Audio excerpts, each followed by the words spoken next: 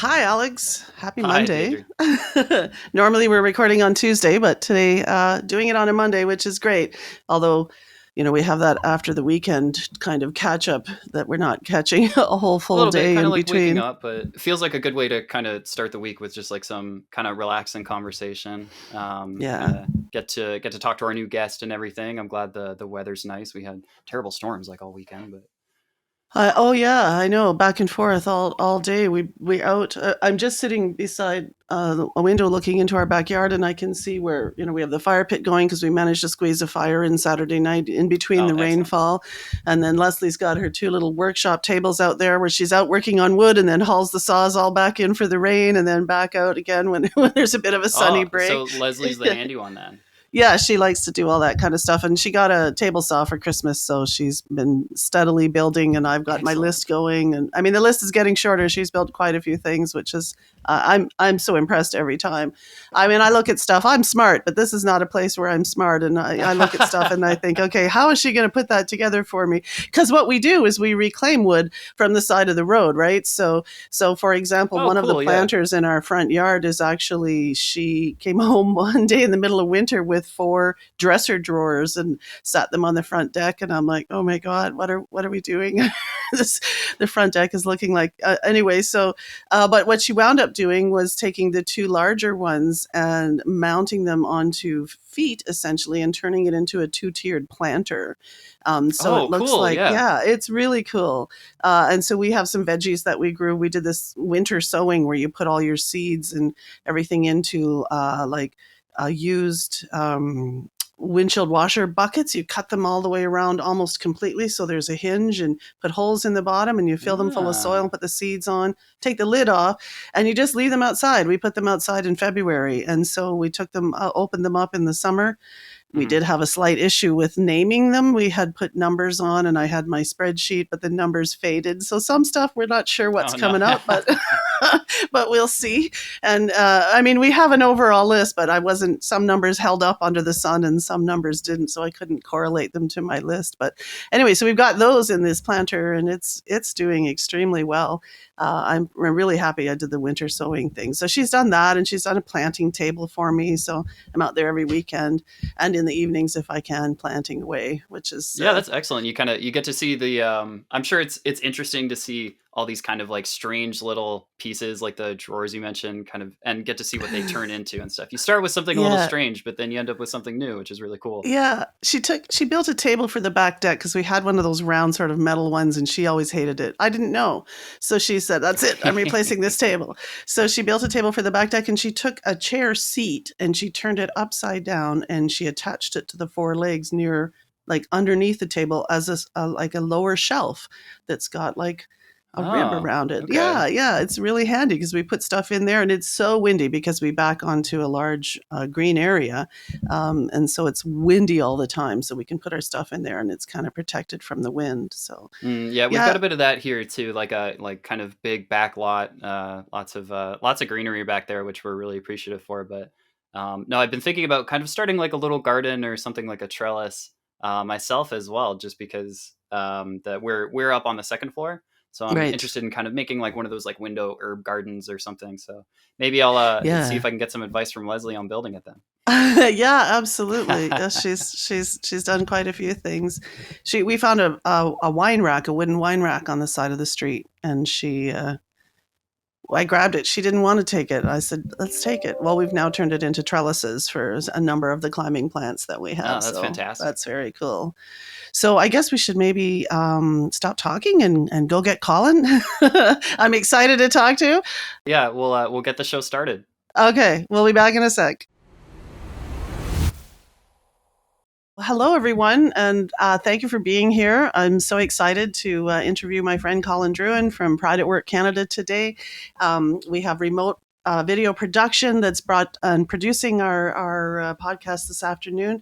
And if you're watching this on YouTube, you'll see we have ASL interpretation, and that's brought to you by Maple Communications Canada. So I'm going to take a minute and introduce myself, and then we'll let Colin chat because we want to hear from him. So my name is Deidre Guy, and I am the founder and I guess president of the Inclusive Workplace and Supply Council of Canada. And what we do is we find businesses that are owned by people with disabilities or by veterans, and often the two intersect. And we put them through a certification process that certifies them as an official diverse supplier here in Canada. And then we introduce them to corporate Canada and governments in Canada who are looking to diversify their supply chain and to add these disabled businesses and veteran businesses into their supply chain and look to do business with them. So thank you again for being here. We have Colin Druhan, as I mentioned. I'm so happy and excited and proud to have him here as part of our IWSCC first season. So Colin, welcome, and just tell us a little bit about yourself and what do you do? Sure. Well, first, thanks so much for having me. It's really wonderful to be with you, and it's wonderful to see you. I I know. haven't seen you in such a long time. So, yeah, my name's Colin. My pronouns are he, him, and I'm the executive director of Pride at Work Canada. We're a national nonprofit, and we function as a member services agency for employers. So, we work with about 250 employers across Canada, and we support them in their diversity, equity, and inclusion strategies as they pertain to sexual orientation, gender identity, and gender expression. But obviously, when you're working with queer and trans communities, folks from queer and trans communities come from every walk of life, every other type of identity, every race or ethnicity, every religious background, every, folks of all abilities, folks of all languages. So we all often have to take a look at some of those other parts of the identities of the communities that we work with as well.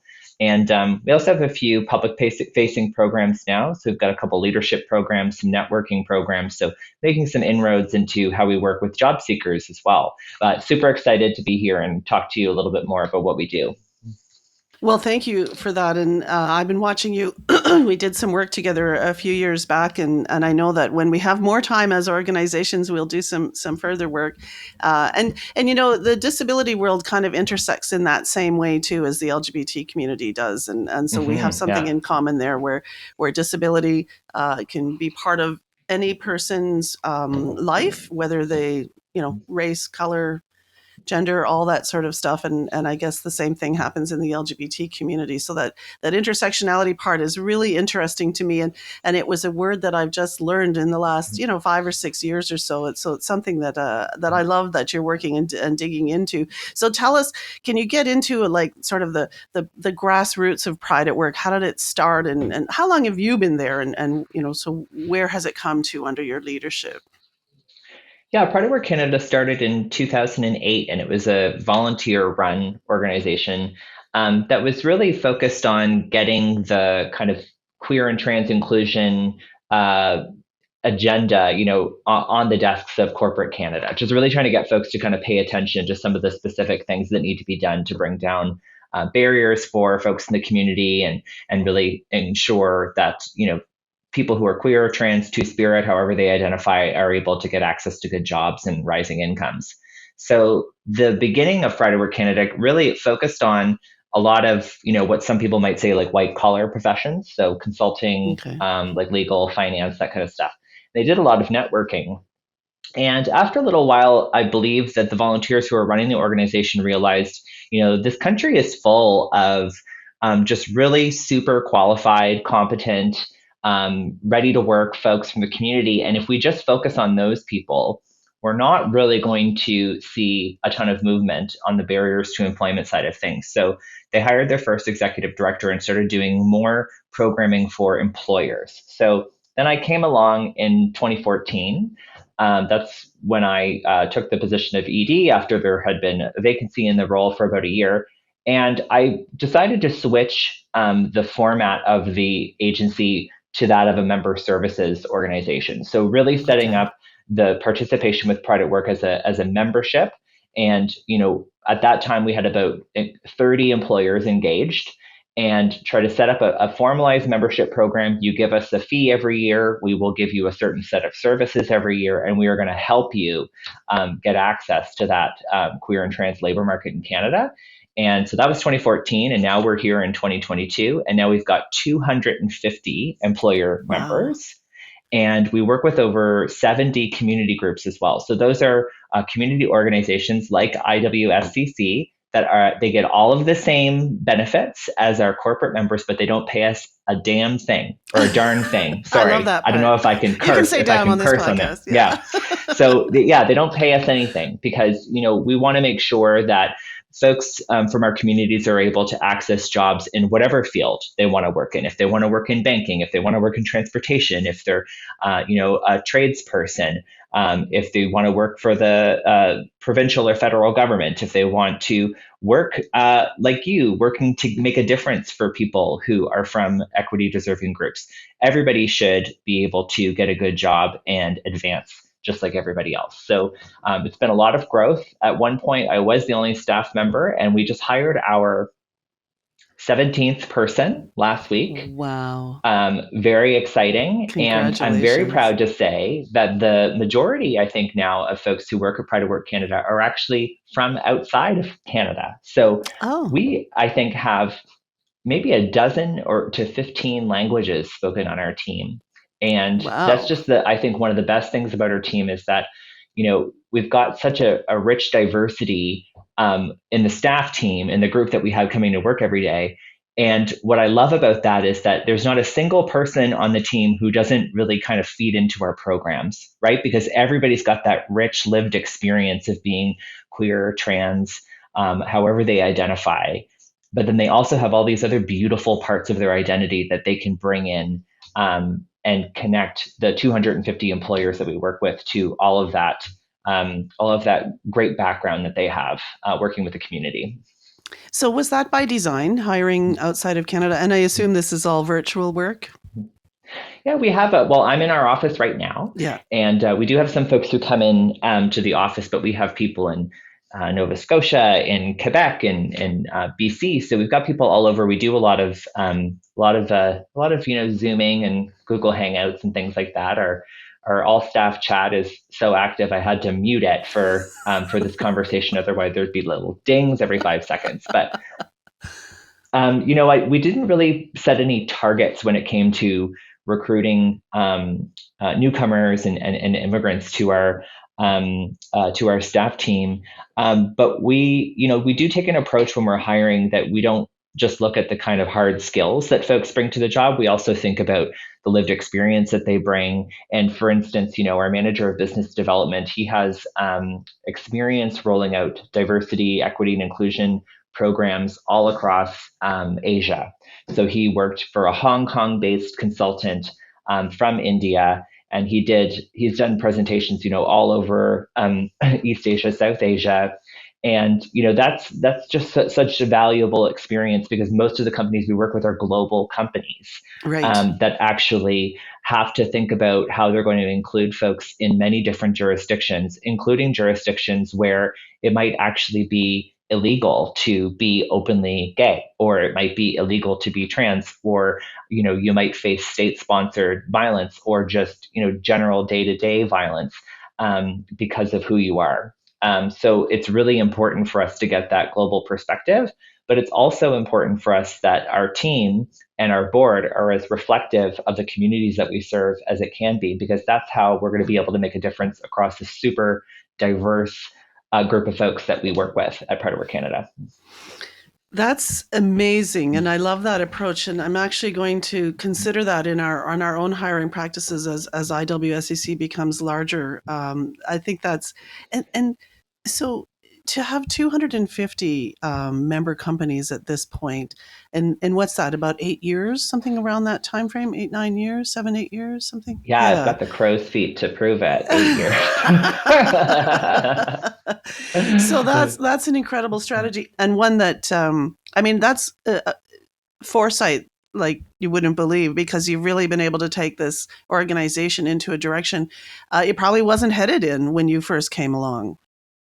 Yeah, we've always had really progressive leadership at our board. But I think that the way that we've been successful is anytime, in my perspective, I have a long history of working with queer and trans communities. So I'm very used to the stuff that I'm doing in my work for people to kind of look at me cockeyed and say, that's a full-time job. Oh, that's a job that you do. So, I've always been used to that. And I always find that anytime there's something that makes particularly kind of corporate employers, if it makes them uncomfortable or if they don't want to talk about it, that usually means that that's exactly what we need to lean Mm-hmm. into. Right. Mm-hmm. So when I first started, I had a history of working with trans communities. I had worked on a few programs that were specific to kind of meeting some needs of like trans, non-binary, gender diverse folks. And a lot of the people that I started working with back in 2014, when I began my role, they were cisgender people, so they were not transgender, and they were gay or lesbian or maybe bisexual.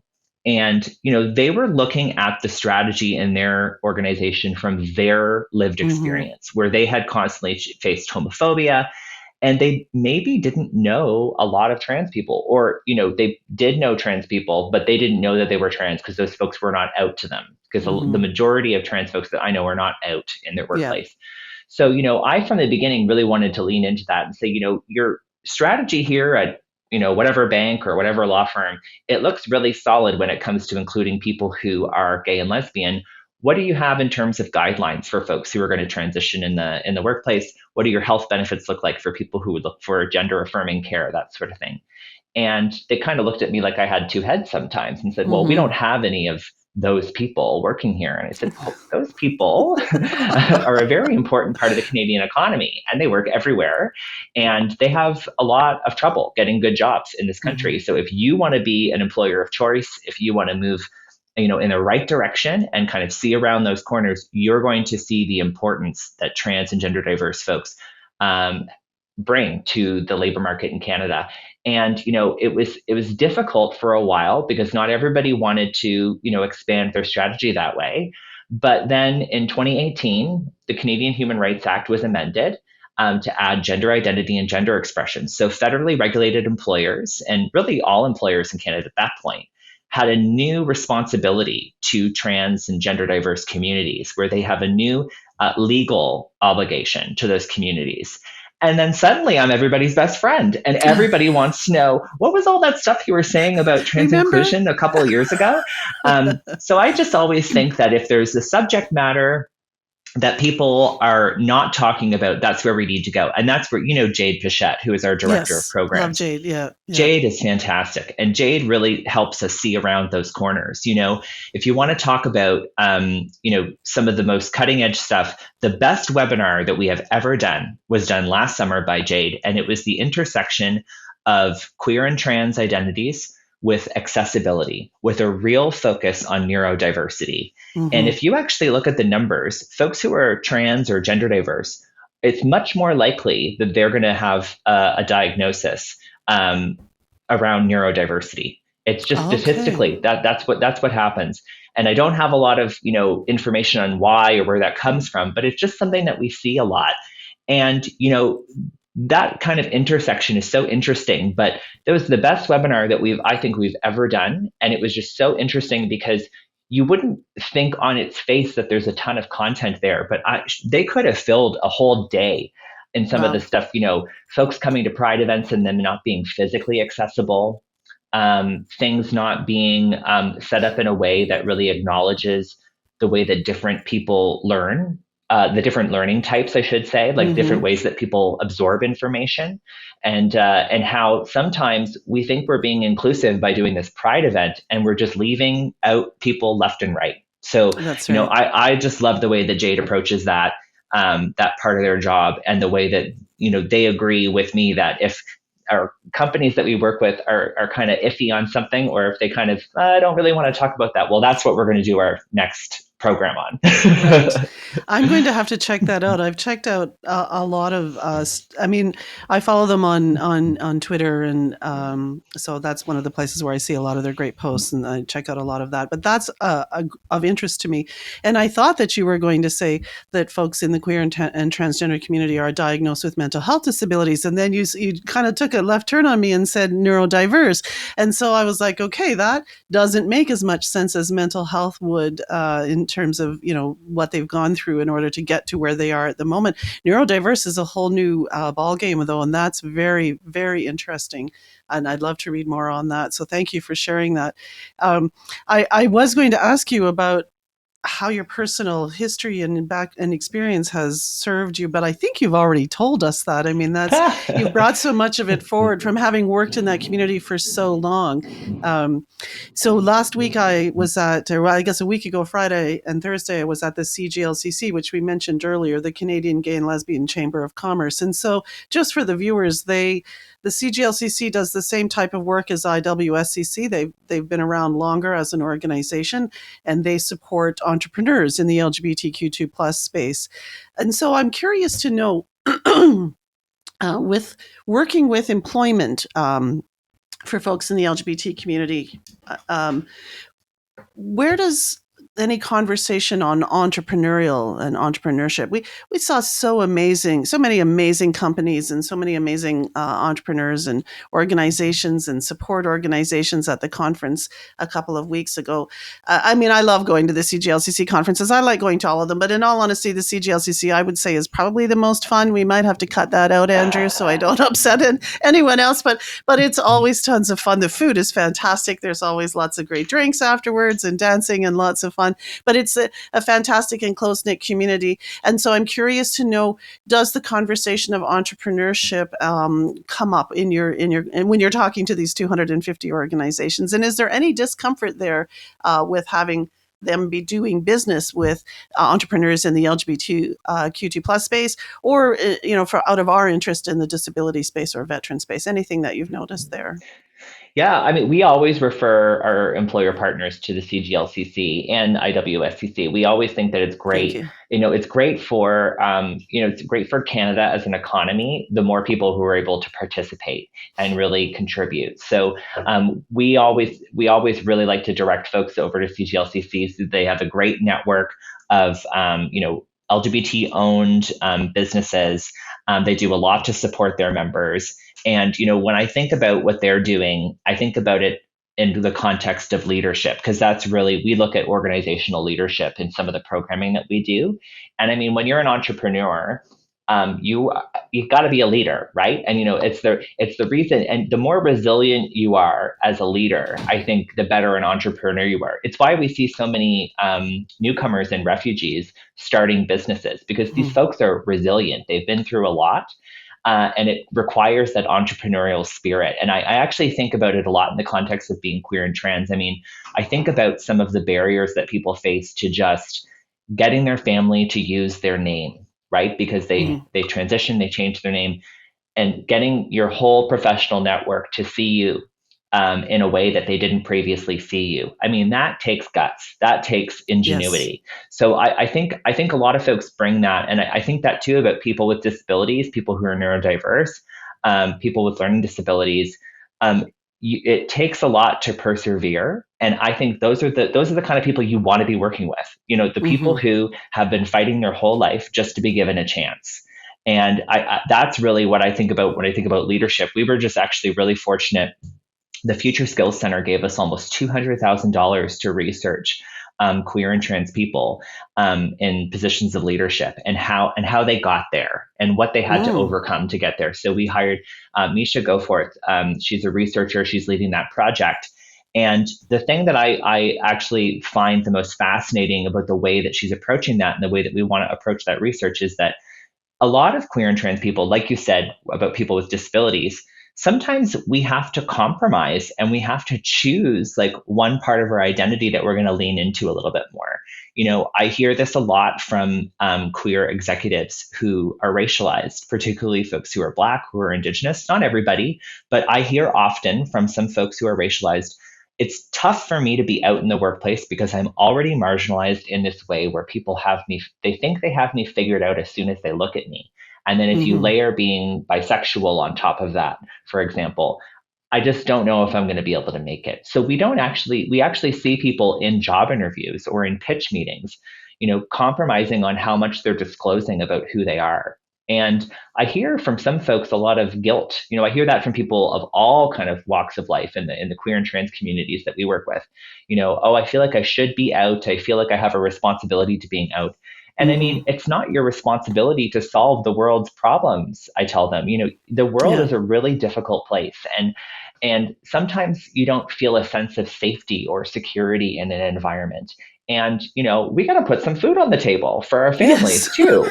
So Yeah. I mean, I don't think it's fair to say that somebody who is not out as a business owner or as an executive, you know, it's not fair to say, well, you're not out, so you're not helping the community. I think sometimes succeeding is that is the way that you're helping the community.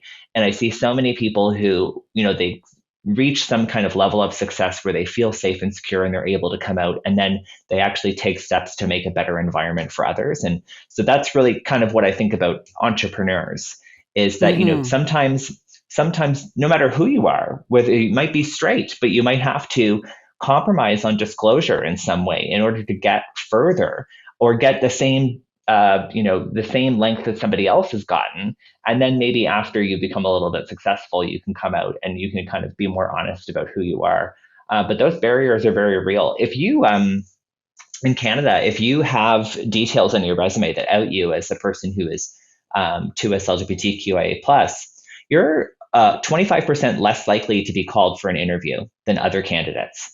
So that teaches people to conceal who they are. And it gives Mm-hmm. people a little bit of mixed message, right? Because, well, you've got rainbows on your job postings and your logos, and you're doing the Pride Parade, but then I apply and I don't get a call. So I don't know which one is it. So, I think that when it comes to working with job seekers or entrepreneurs, I think a lot of companies need to, what I tell them is they have to match their messaging with their actions. So it's great to do Mm-hmm. those, the rainbow stuff around Pride or whatever. But if you're not taking meetings with those diverse suppliers, and if you're not setting some intention and some targets around, we want to work with suppliers from these communities, then you're not really putting your money where your mouth is, are you?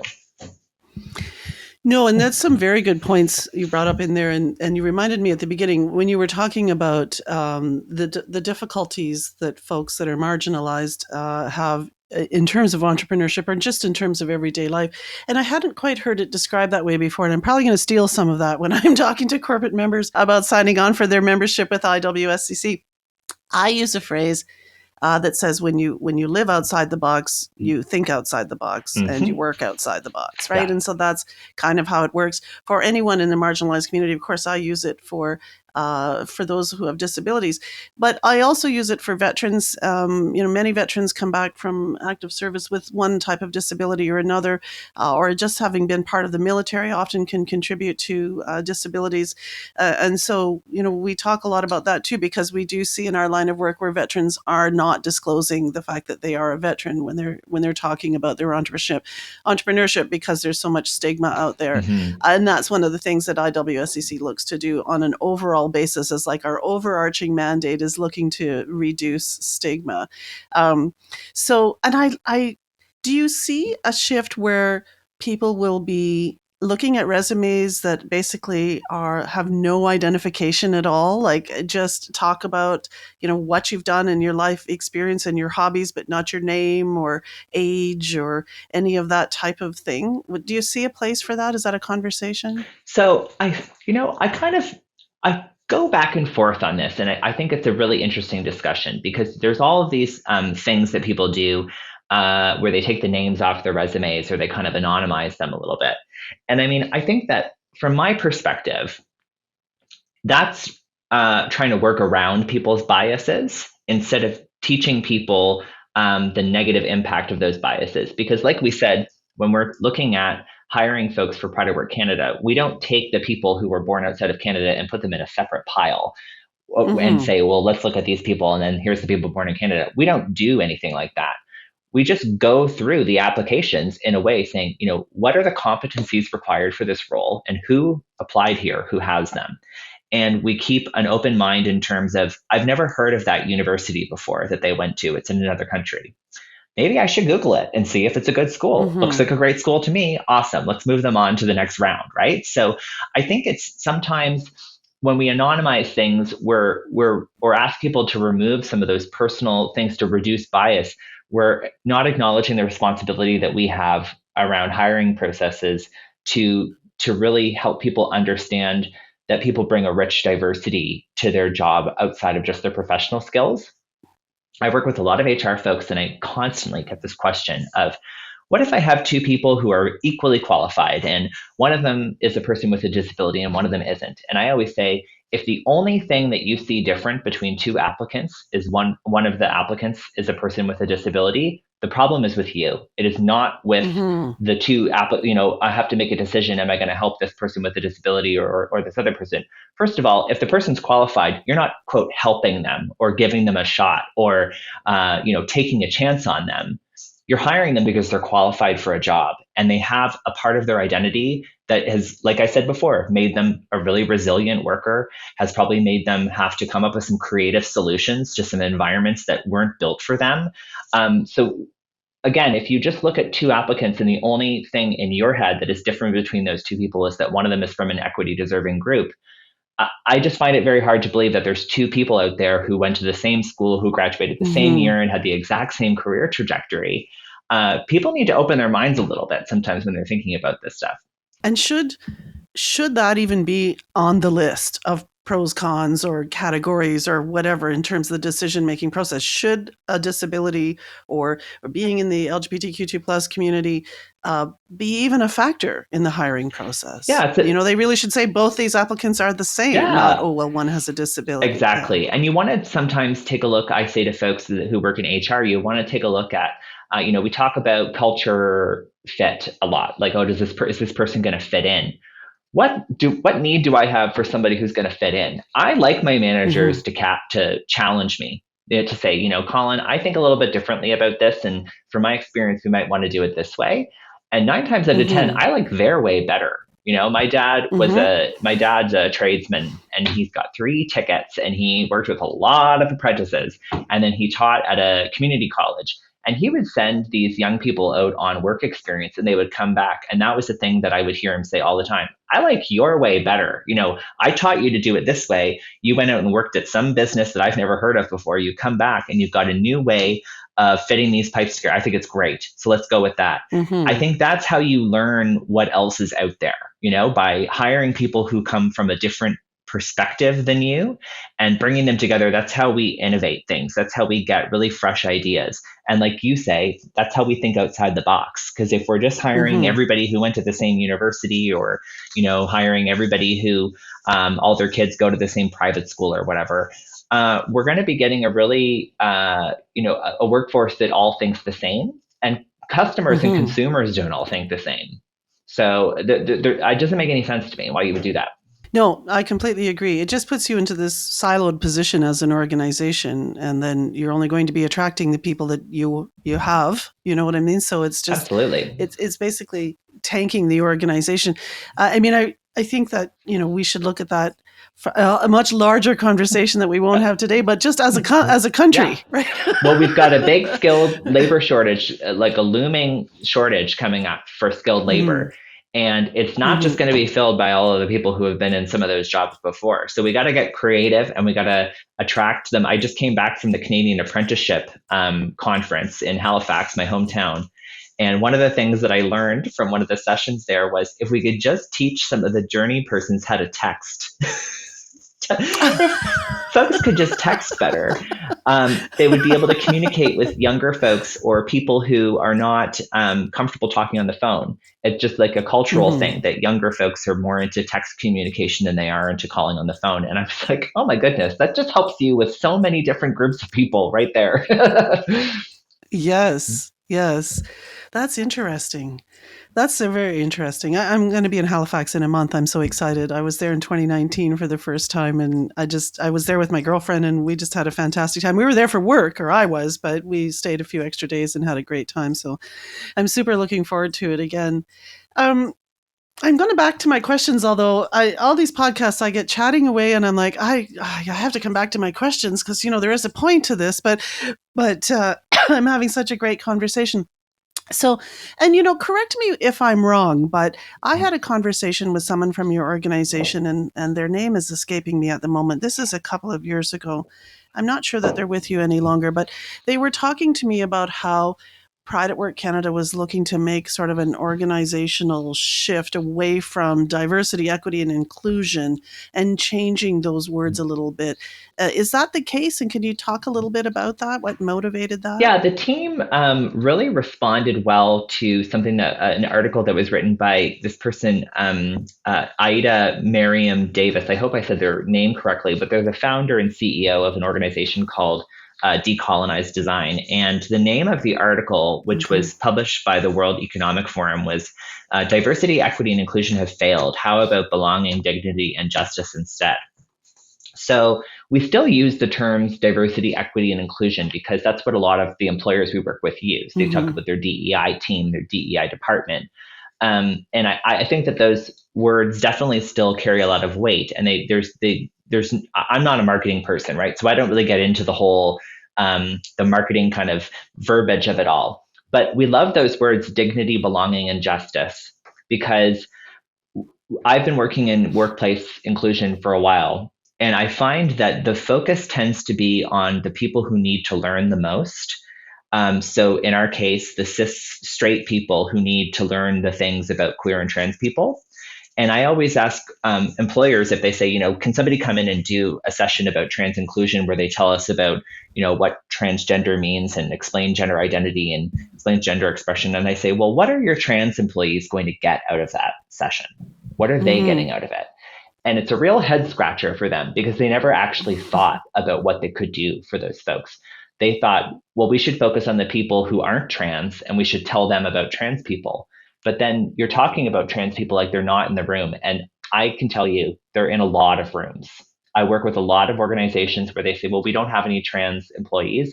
And in my head, I'm counting all of the trans folks that I know who work there. So we really want to shift the focus away from how people are different from the majority and focus on those people who are from equity deserving groups, those people who are queer, trans, people with disabilities, racialized. What are you doing to empower them to take leadership in their own career and in your workplace? And what are you doing to empower them to speak up and say, this is what needs to change? Or I want to do it this way. And that's really what the paradigm shift is at Pride at Work Canada. We don't want the thing to just be about the people who have the most to learn. We also want it to be about the people who have the most to gain from just being lifted up a little bit. So I think when I spoke to the person from your organization, I made a mistake and I took belonging and dignity and respect out of the conversation, not belonging, dignity, and justice. So I like that word justice. And so when you just maybe unpack the thoughts on using those words a little bit more, if you don't mind. It struck me almost like a light bulb when I was first talking about it, and the more we talk about it internally as an organization. So I'd love to hear it from your words. Oh yeah, what those words really mean. For me, belonging. When you feel like you belong, you feel kind of like you can participate. Like you feel like you're part of something. I remember one of my first jobs in the community was working at the Inside Out Film Festival, which is the queer film festival in Toronto. And I had just moved to Ontario from Nova Scotia. And when I was doing stuff in the theater there for a screening, like a screening about a lesbian movie or something like that, and seeing people who were the same gender holding hands and having their arms around each other, I had never seen that before. Like I just hadn't seen that in public before where I grew up. And it was the first time, honestly, that I felt like I was living in a world that was built for me. I thought I want the whole world to be like this all the time, because I just never thought anybody could ever do that, put their arm around somebody. I mean, this is like 20 something years ago in a movie theater. And I just thought, this is great. This is what I want. And when you feel like you belong, you feel more invested in the environment. So if you're going to work every day and you feel like it's somebody else's workplace, what do you care? What do you care if it succeeds? What do you Yeah. care if it makes money or if it fails? But if you go in every day and feel like this environment was made for me, these people are here for me, this is my team, you can really participate and you can really thrive. And then when we think about dignity, I went to a store to use our Aeroplan card after my partner went through the other day. And even then they said, well, you can only use that card. He handed the card back to me. You can only use that card if you're in the same family. And we were like, well, we are a family because we're married. And the person laughed at us. And that did not make me Oh, feel dignified. I didn't feel like I had dignity in that moment. You're laughing at the family that we've built for ourselves, right? So when you feel that you can participate with dignity, you feel like a person. And I'm never going to go back to that store ever again. no, I guess Ever not. again. Never. And I'm never even going to Yeah. give them that feedback because I don't care if they succeed or fail. They've lost my Yeah. business already. And, when we think about justice, it's about doing what's right. I think the thing that I get so sick and tired of is the business case for this stuff, because I just think Mm. just look around at the world that we live in and you think about the last couple of years and how many more people are involved in conversations about, racial wage gaps and gender wage gaps and how we have to close these chasms between folks of different communities, and we have to get more people working and better jobs and all that kind of stuff. There's a real imperative where if you want to be in the world today, you have to start thinking about this stuff. And it's the right thing to do, not just because it's going to be good in a corporate newsletter and make everybody feel good. The more people who can participate in in the economy in Canada with dignity, and the more people who can get good jobs, pay taxes, have incomes that rise, the better it is for everybody. And that is how we create a just Canada, where everybody can achieve economic success. Everybody can advance at the same rate, because we're not all advancing at the same rate right now. That is extremely well said. I appreciate that. I'm going to jot that down word for word and use it. And yeah, no, I love it. I loved the whole concept, and I think that that's what happens is organizations. Well, we've got our DE&I team, and for us, I think there needs to be an A in there, which is for accessibility as well, which we don't often see in this. The DE&I efforts. People are like, oh yeah, accessibility. It always seems to be that sort of add-on at the end type of thing. But again, that's a rant for another day. I want to. Sorry, go ahead. I'm so sorry to interject, but I am so proud of Jade for putting together our accessibility action plan for Pride at Work Canada, which is going to be published this fall. And along with that is going to be a how-to guide about how our employer partners can create their own accessibility action plans. So I just wanted to throw that in to thank Jade for all of their work on that.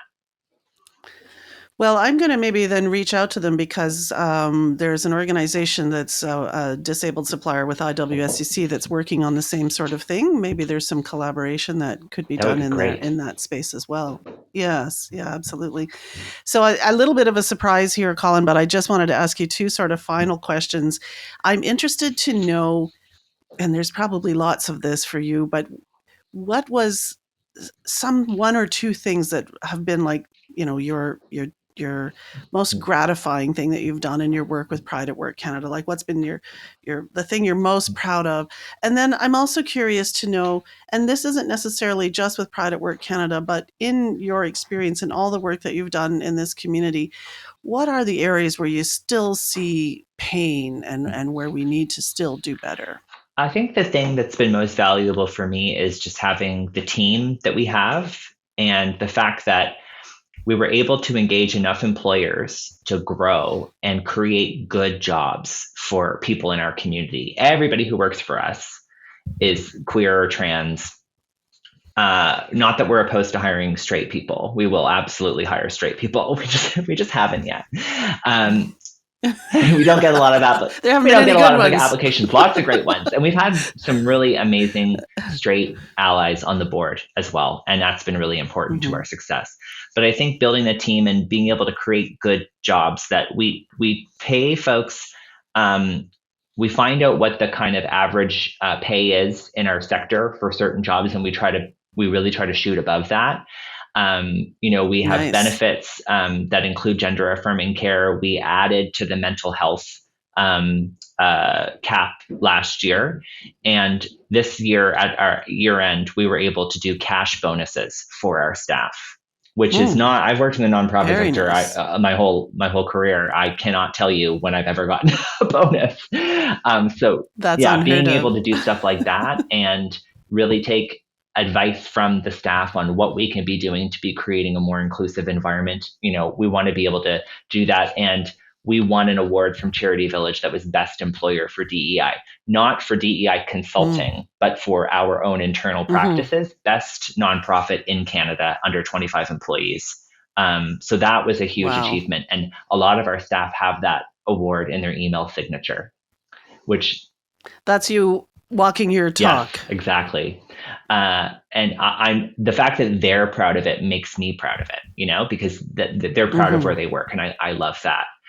In terms of what needs to change, I think that what comes to mind for me is that, particularly when it comes to queer and trans communities, is that a lot of employers like to do kind of a blanket strategy for the whole community, but we don't actually see the challenges being felt evenly.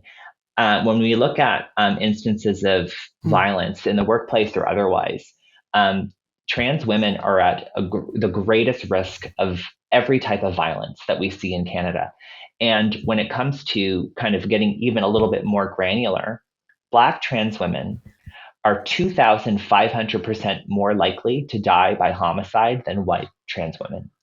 That is devastating. Wow. That's some devastating information, right? So 2,500% more likely to die by homicide.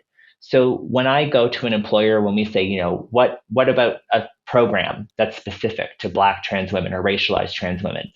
And they say, well, I don't know, we want to be pretty general. Well, we say, the problems are not general. So let's talk about how we can have some of these very targeted solutions. So when I see some of the companies we work with, there was one company that did a targeted recruitment session for queer and trans people who are racialized. And they had some of their staff who are of that experience come and meet and connect with some job seekers.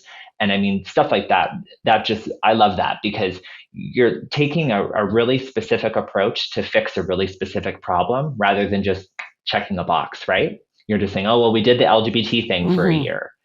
They're doing things that are appealing to this very specific population that really, really needs their help. So that's what I think needs to change. And it's great to see that some folks are already going in that direction. That is a staggering statistic.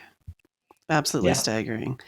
And so is there any information on just trans women in general versus women who are not trans in terms of homicide rates? I'm sure it's significantly higher. I'm just curious to know if you have that. Trans women are 4 times more likely in general to die by homicide than cis women. And a lot of it is lack of access to, taxable employment. A lot of it is not being able to be hired and participating sometimes in sex work that they don't necessarily want to be participating in. There's a ton of folks who participate in sex work who that's their chosen field, that's their calling, and they're great at it, and that's what they want to be doing. But there's a lot of folks who are also doing survival sex work, right? And that puts them in a precarious position because it's not completely it's not the safest profession for everybody to be in across Canada in all places. So that really puts people at greater risk. So there's a scholar, Florence Ashley, at the University of Toronto, and they write very well about a lot of the very specific challenges that are being faced by trans women in particular, but trans people kind of by and large in Canada. Florence Ashley, incredible writer. And I just really encourage anybody who's interested in learning more to look up some of their writing on their website. Okay, good to know. Maybe we can tag that at least on YouTube. So Alex, jot that down. Alex is fortunately in the background. Colin, thank you so much for being here. I hope you'll come back because I feel like there's so much more that we can be talking about. And as I'm looking at my questions, I'm thinking, oh, I should have asked this and that. So I hope you will come back. And I really appreciate your time here. It's been fantastic to learn. And I enjoy your company. We have great conversations, and we'll meet for half an hour, and suddenly it's an hour later, and we're still chatting away. So I really do appreciate you being here. I just want to thank everyone also for joining us today. For more supplier diversity content, you can check us out at iwscc.ca. You can find us on YouTube or listen in on your favorite podcast program. We have new episodes every 2 weeks. So be sure to follow us. And thank you again, Colin, for being here. Thanks for having me.